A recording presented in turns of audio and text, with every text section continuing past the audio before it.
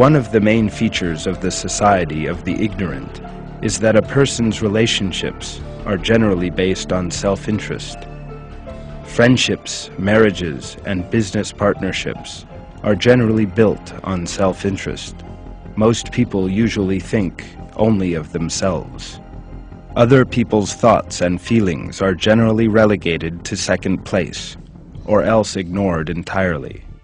The moral values of a true believer, however, are completely different, because one of the main attributes of believers is their freedom from selfish passions. A believer who has managed to overcome his or her endless worldly passions and desires will treat other believers with altruism and consideration. In one of his hadiths, our Prophet expressed the approach that believers should adopt towards one another. The believer wishes the same for his brother as for himself. Sincere believers, who have greater regard for the other party than for themselves, thus fulfill a requirement of faith and conscience.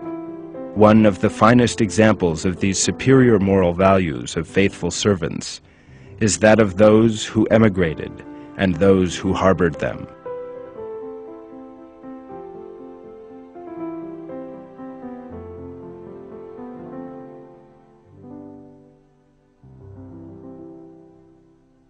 Those who were already settled in the abode and in faith before they came love those who have emigrated to them and do not find in their hearts any need for what they have been given, and prefer them to themselves, even if they themselves are needy. It is the people who are safeguarded from the avarice of their own selves who are successful. The way that a believer holds other believers above himself is not restricted to providing them with material means. A believer considers all the needs of other believers before his own. Even in the most difficult-seeming times, he will relegate his own ease and comfort to second place by immediately placing all the means at his disposal at the service of other believers.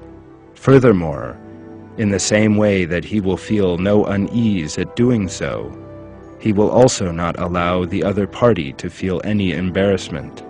He does what is necessary and behaves in the finest manner possible, without allowing the other party to feel indebted to him. The duty of godly Muslims who wish to share paradise together is to take a close interest in their brother's faith, moral values, cleanliness, happiness, and health.